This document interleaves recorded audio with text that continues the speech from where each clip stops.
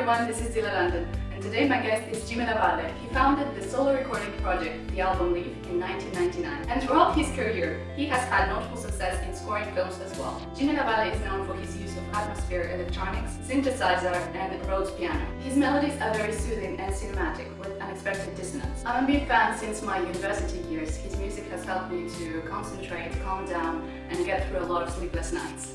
Hi Jimmy, it's nice to see you. And yeah, nice to see you too. My first question is, how did quarantine affect you? Because in one of your old interviews that I watched, when you moved from San Diego to LA, you said that all your friends were far away, so you had less social distractions, which as a consequence resulted in you creating more music. Was it any similar? Quarantine for me has definitely ignited creativity for me. I know I've spoken to a lot of people and heard a lot of interviews with other people that kind of feel differently, but for me it's been the opposite, where I kind of got really inspired to complete things that I was working on. I have been lucky that I've had a little bit of work here and there, and so that's been, kind of helpful to continue with the creativity. Yeah. But at the same time, it's also work, so it's not my own. Mm-hmm. But I was able to get that done. I think I've released a handful of soundtracks. Should we expect more releases coming up soon? Yes, yeah, there's more releases coming up, and actual more album length releases. I'm planning on a series of EPs. My initial idea was to start a brand new project, so I started naming it as such, like kind of and numbering them as I worked. Just as I wrote something, it's called Cycles. So it'd be like Cycles 1, and then when I wrote another thing, it'd be Cycles 2, 3, 4, 5, and so on. I'm up to like 130 something now, so I have a lot of ideas that I have not finished and haven't completed. And also my main hesitation with that series of or just those pieces that I wrote was that I didn't feel like it fit under the Album Leaf umbrella. And I think that I put too much pressure on myself to make it fit under whatever umbrella that might be. There's no reason for me to have that umbrella, because the Album Leaf is my solo project. It is music that I create, and it shouldn't have to fall under any rules as to like what it is. Yeah, so it's just me.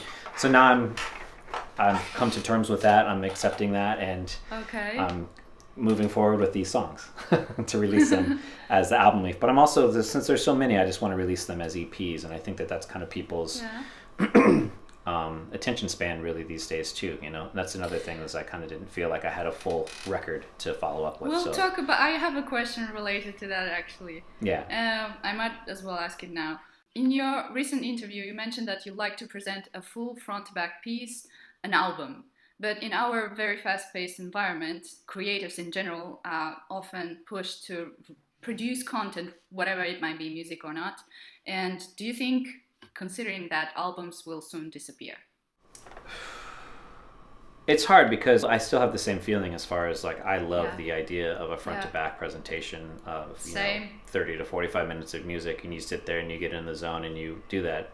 And I still do that, and I still listen to that. I don't feel like the album will die.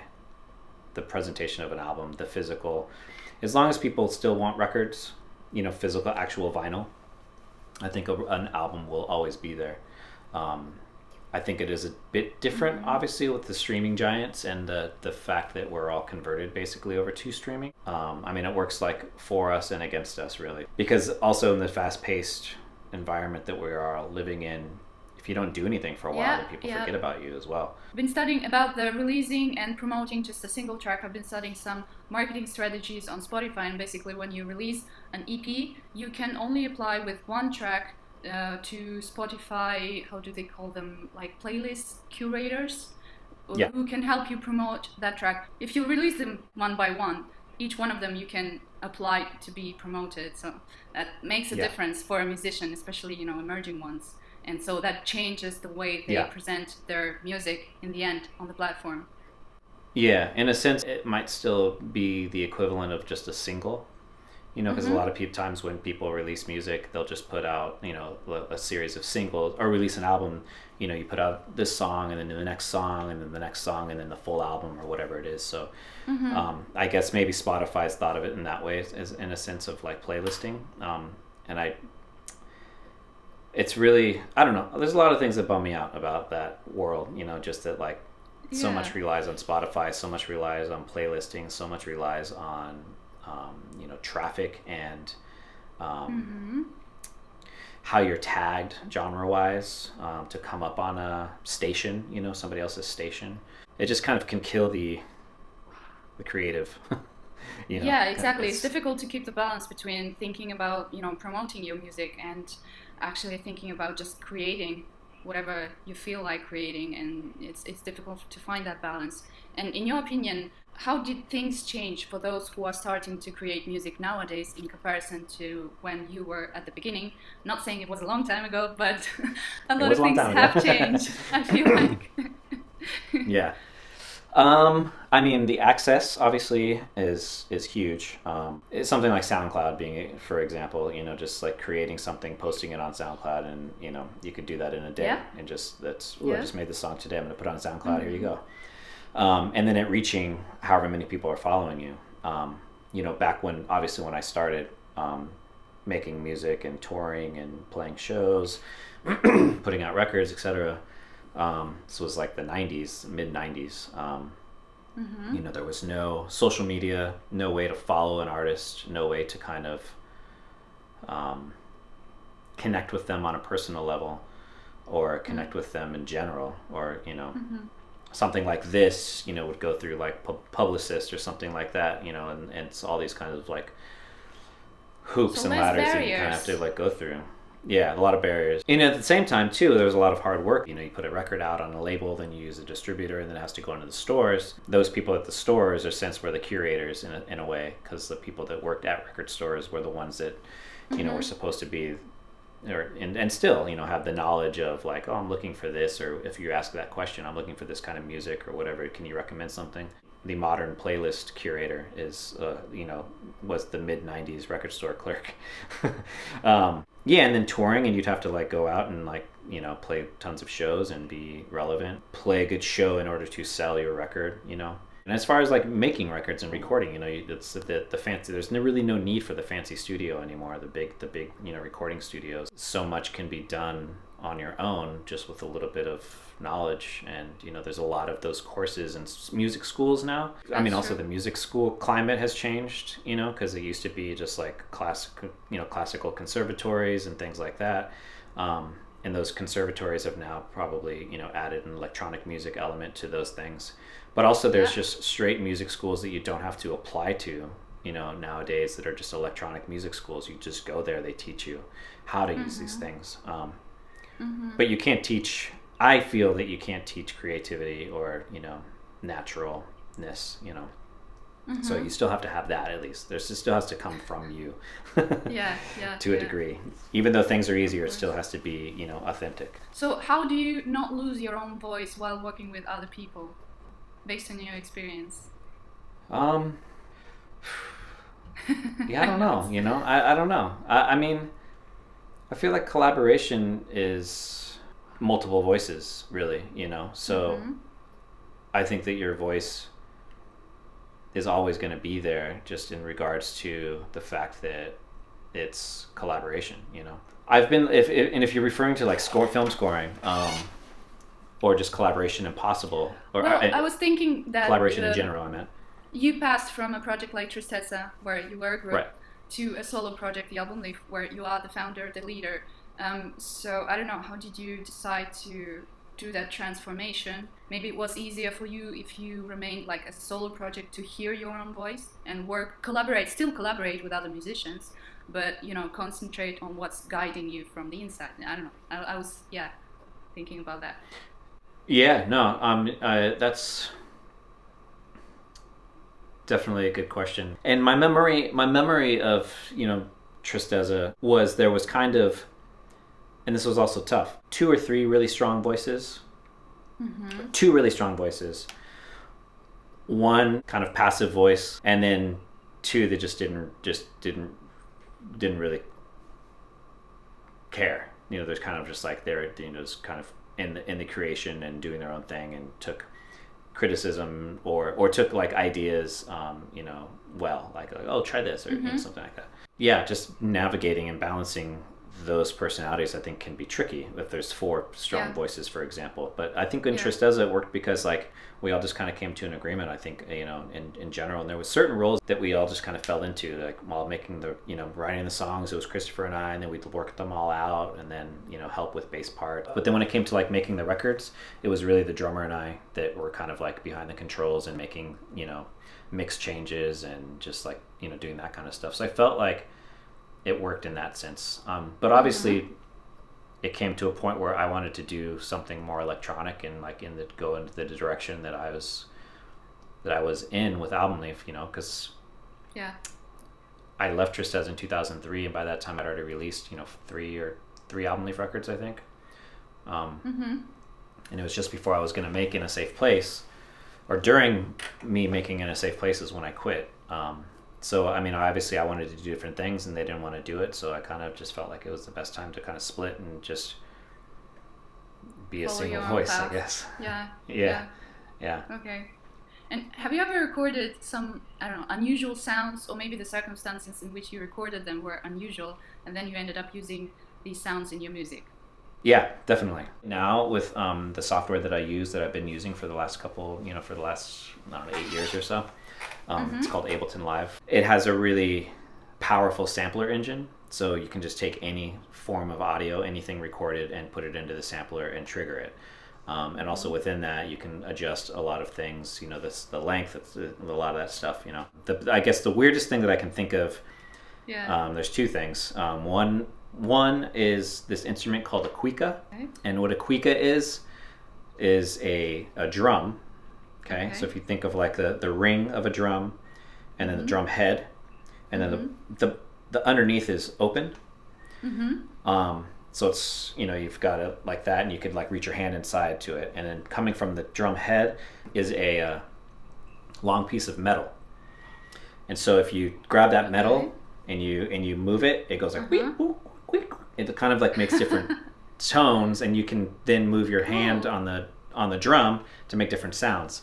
So obviously it's a percussive instrument. I took it and sampled it and created it into a keyboard, basically. The clearest example is the song Back to the Start, and there's like a wiggly bass sound. Second weirdest thing is my son's voice when he was about 7 months old or something like that. And it was literally just one little grunt. Like he was just like, like that. And I grabbed that little and just took it, stretched it, did the whole deal, and made it into like this kind of like synth. So it's kind of a funny thing. Yeah. Because, I mean, as soon as you start sampling, I guess you can't get out of this loop, and you constantly consider every sound from the point of view of maybe sampling and modifying and making it into something kind of enters in your brain. Yeah. If you ever pick up like drinking glasses, if you grab them by the rims and pick them up together at the same time, they'll clink and they make a sound that's really a cool sound. It's like like something like that. I need to try that. I've sampled that. Also, when I was I took a family trip after my last tour in Europe with my wife and kids. We went through Spain for 2 weeks and rented a car. And those underground parking garages, like when I closed the trunk, it had like this really cool sound, you know, just like a really deep sub bassy like. And I recorded that and sampled that. And I do a lot of it with my phone. Your iPhone is actually a really powerful recording device. So it is actually like I've been recording some concert vlogs, and the audio quality is quite good considering like the concert, live sound. My favorite sound, one of my favorite sounds, is the tennis ball bouncing off a racket. I love it. That's a great sound too. Yeah, totally. And try to sample that. So you should. I saw your performance in Milan in October 2019, which was a part of a tour dedicated to 15 years since the release of the album In a Safe Place. What that album represents to you 15 years later? I feel like that album represented some maturity and growth in my music. It also represented a career shift, an audience shift, a wider reach. You know, it's most people's favorite record. It's most people's most familiar record, and I'm thankful for that. You know, I do wish people also appreciated the records that I keep making, which I'm sure they do. But you know, if they're fans, they're fans. But yeah, I mean, that record means a lot because it's when I first started singing, or I first tried to sing. I'll put it that way, rather. I traveled, you know, to make the record. That was, you know, it's like fond memories of being in Iceland, you know, with the open arms of the Sigur, you know, team, and just a lot of that stuff. So I feel like I still look back on that record and I hear its mistakes too, but also within those mistakes are just the rawness of my takes, and just the, you know, the. Nowadays, it's so easy with software to just really nitpick and make things perfect. And I definitely fall victim to that, where I just focus on, you know, too much and making things perfect. And back then, I wasn't like that. You know, there's a lot of just like, whatever, move on, you know. Or if you hit a wrong note or something, you would overdub it or something, but it wasn't precise and wasn't like, you know, things like that. Yeah. It was like my first just solid 10-song record, you know, because Orchestrated Rise and Fall was kind of funny because I had one 20-minute long song, which was, you know, mostly street noise, and then about a 5-minute song in the middle. And then One Day I'll Be on Time was like me recording myself kind of for the first time, producing myself for the first time, and just kind of like a lot of random hodgepodge ideas in there too. There's just a lot of fillers. And Seal Beach, I think, came after that, but I felt like that was a good start, as far as like me kind of going down the In a Safe Place path. And then when I got to In a Safe Place, I felt like, you know, I actually like had, you know, solid songs. It's a solid record front to back. There's no fillers, there's no this, there's no that, and so I feel like a big shift for me, just that record. And during the concert, you mentioned that there was a time when you became very passionate about alternate guitar tunings, and in fact you were incredibly fast when you changed from one to another. Can you tell me where that passion came from? Yeah, I mean, that started really in Tristeza. Christopher and I, we were in a handful of different bands together. Notably, we're in, like, I have a past in kind of hardcore and hardcore music as well. One of those bands, Christopher and I, were the main songwriters, and it was hardcore, so it was just, you know, regular tuning, just, you know, just kind of like chaos. We were roommates, we lived together, and at the same time as making those songs, we also were getting really, really into Nick Drake and Red House Painters, and a couple other guitarists like John Fahey and Bert Jansch. Just these other guitar players that really did a lot of alternate experimental tunings. And so back then there was no internet, you know, or there was, but it just wasn't, was there? I don't know if there was actually. Well, the internet's been around for a while, but as far as it being accessible, it wasn't that accessible then. At any rate, sorry.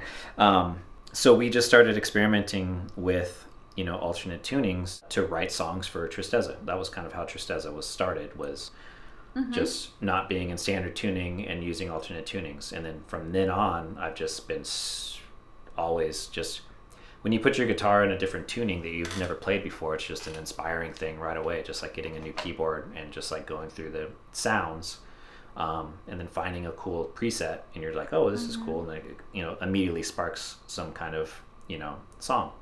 To me, that's often how it works. That's a great way to unlock creativity, actually. Yeah, that's true. Yeah, and so I feel the same with, you know, alternate tunings. Put it in a tuning, and there you go. You kind of like, you go off on that tangent. The downside of it, obviously, is tuning during a show. If you don't have multiple guitars, which, you know, I tend to I tend to tour with the process personally. I mean, it was fascinating. Yeah. Yeah, especially with someone like myself who's not very talkative, and I don't really have much, stage banter. One-on-one, I have like normal. I'm a normal person, and I talk a lot. But when I have a microphone in front of me and people looking at me, I'm always like, But so when I have to take time to tune things and do that kind of stuff, it's sometimes you feel can be awkward. a little. No, it was. Yeah, a little awkward. A nice thing to look at. Yeah, in my opinion. Yeah, it was very cool. Yeah, but the other downside too is I often forget my tunings. I'll forget my tunings, and then I'm like, I can't remember. There's a couple songs that I've written that I literally cannot remember the tunings, and that's just can't remember. There's that, yeah. Yeah. I see. So tell me, what was different and maybe new in the creative process of your latest album, Between Waves, in comparison to your previous ones? Maybe like the software that you talked about, probably. Yeah. No, exactly. Yeah. So my last record, I guess, was before Between Waves was Chorus of Storytellers in 2010. Yeah. Love it. That record. Oh, thank you. That record, I really tried to do a lot of. I wanted to have half-written songs that I sent to the guys that were playing in the band with me at that time.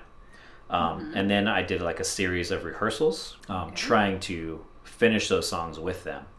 That was my idea, and it didn't really pan out. Didn't really happen that way. But I did end up, just completing the songs and then just like performing them with them to kind of fine tune the songs and like get more ideas. So that record I recorded as a full band in the studio, kind of all mostly live tracking at the same time, making the songs together as a band. And for that record, that was a good thing, and I kind of needed that because the previous record to that, Into the Blue Again, I just recorded completely on my own, alone in a studio, playing everything. So Between Waves comes, for me, it really kind of started to take shape after I did the Mark Kozlik record and started to experiment with Ableton and kind of the power of what I can do and write and create and sample and how it sparks creativity. There's just a lot of little things that were cool within Ableton that changed the process for me, where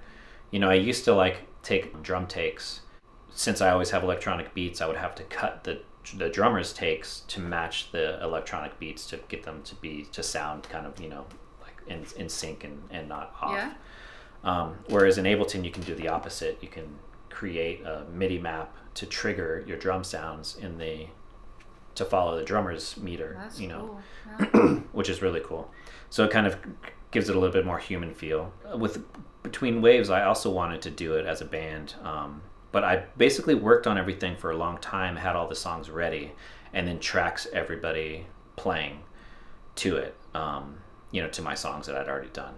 So it was still a full band record. The drummer and I did a lot of more creativity and kind of collaborative writing on that record as well. But yeah, creating it was really just a focus on Ableton and kind of its power. And I mean, it's in the background. It's not like something that you're listening to it, you're going to think, oh, this is inspired by Ableton. But it was just kind of like helped me write. It was like it was a new creative tool which sparked a lot of inspiration. Much like a new guitar tuning or a preset, a new patch on a keyboard. So it was the same kind of thing that sparked just a lot of really creative choices.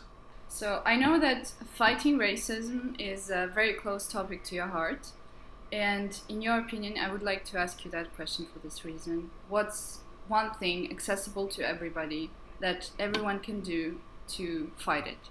I mean, there's so many things, but like one thing, I think that one thing that's one thing that's very important, I feel like, is to start with. Yeah, to start with, it's just to. My mind just went in so many different places. I just feel like holding people accountable when something is said or just amongst your immediate kind of circle. To look within that circle and really kind of notice things that are said that are racist. It's very systemic, so there's a lot of things that are just kind of in place that feel normalized that are in fact racist remarks or gestures or thoughts. So I feel like the work needs to start there within, to kind of like try to reprogram your brain, which is a difficult one when things have been in place, both intentionally and unintentionally from the entirety of your life, really. Yeah. So I feel like holding people accountable and calling it out, and having the uncomfortable conversation, or having the bravery to kind of just address it right then and there. If somebody says something like that, it's like, hey, actually, it's kind of talk about it right there. Yeah. Mm-hmm. Don't shame them, but like let them know. Yeah, you have to find a way to say it in a way that they are actually able to consider it and not just, try to fight it. Yeah. I have a lot of the issues within my family, extended family, and even immediate family that, there's been so many like things that have been posted that I'll like respond right away, and I have to like stop because it's like I feel like I'm just attacking and I'm not being productive. It's just like an attack, and it's a condescending action as opposed to okay, this is what you're thinking, and let me tell you my view, and hopefully you can see that, and maybe that sheds a light on as to why what you said is not is a racist statement, because a lot of people they just don't think so. So it's really hard. It's not in my nature to be non-confrontational in those moments. I'm sometimes am very generally, I can just like jump on it or just like attack or something like that. So I feel like that's something I'm really struggling with and trying to kind of reroute. Yeah, work on it. And the last question is, please name some emerging or niche musicians that you like. I have been listening to a lot, actually. Okay. Because of that. But to tell you what it is, I'd have to like go back and... So let's see. What have I been listening to? What do you use? Like, do you use Spotify? I do use Spotify, yeah. I've always been supportive of just streaming and accessibility to music. It's rewarding in so many ways. It's not limiting. So many people... I just feel like there's like just so much greed in the argument. There's greed, obviously, in the percentages that these companies take. It is getting better, and the fight is still going, and I don't think it's going to stop. But it's a different discussion. But at any rate, No, you were saying that you've been listening to a lot, but you can't name them. So that's why I thought, okay, where do you? Yeah, I just thought of it too, actually. But I've been doing that. I've also been doing in Bandcamp too. There's a band called Chasms from here, from LA, that are really great. They're produced by a really good friend of mine, who's actually mixing my new series of EPs. His name is Josh, and his project is called Telephone Tel Aviv. But he's also a really brilliant, my favorite producer probably. He's just everything he mixes, produces sounds like just pure magic to me. There's another artist called Umfang, I think is how it's pronounced. She makes kind of like, I guess techno music, really. Like, in its roots, it's techno, but it's just, and I'm not generally a fan of a lot of techno. I feel like it's just kind of all sounds the same and is kind of one trick. And that's a very biased thing to say, because there's plenty of creative electronic dance music that exists. But particularly her records, Umfang, have been really, really great to me to listen to. I think she just put out a new record maybe at the beginning of this quarantine. But yeah, you can find all of them on I'll look into it, on Bandcamp. Yeah, there's also another artist called Hirikone. I think that's how it's pronounced. She's makes more kind of experimental electronic music, a little more challenging to listen to, and it's great. I love it. I've been really into Michael Kiwanuka. Yeah, me too. I saw his concert. He's amazing. Yeah, I did too. Yeah, it's amazing and incredible. I mean, he's not emerging. Well, I guess he's emerging maybe, but he seems like he's doing pretty well. Pretty established, yeah. Yeah. He's doing well. Yeah, the venue was packed, and actually I think they should have taken a bigger one, but anyways, yeah. So his concert, they should have. He's so into the process, like he does this Yeah. improvisations of his intro and outro of his songs, Yeah. so they sound different live than when you listen to them on Spotify or whatever. Yeah. And I really appreciated that. He's really talented. Yeah. That record, I think, is Love and Hate. That record is just brilliant. It's a brilliant record. Yeah. And he has an amazing voice too. Yeah. Definitely. Those people with just natural good voices, just I don't know how it happens. They just like open their mouth and just like wow. So, but yeah, he's one of them. Actually, I remembered the one extra question, if you don't mind. As an artist who writes a lot of film scoring, what movie would you recommend based on the soundtracks that are in it?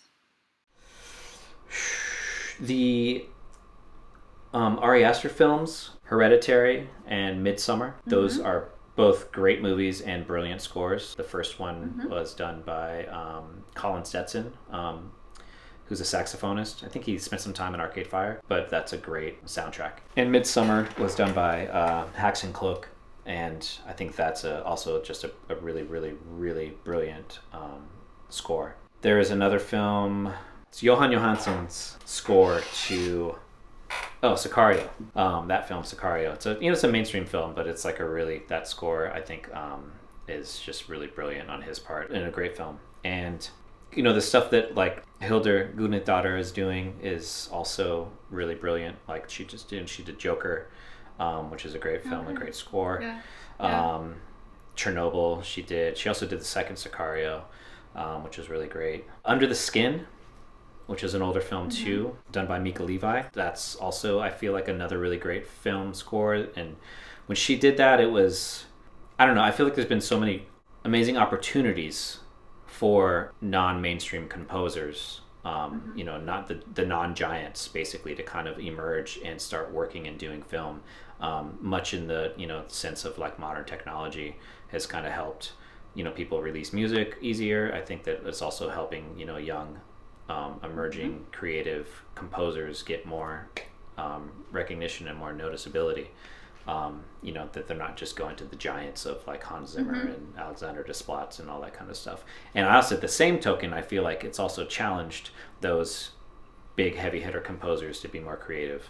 And I think that the younger composers are now inspiring the bigger kind of heavy guns. So I think that's kind of it's been a cool shift in film scoring and soundtracks over the last 10 years. I feel like that there's been a lot of improvement and a lot of really cool, great scores and that's films. Very interesting. I could probably go on more about about more films, but it's a topic for a different interview.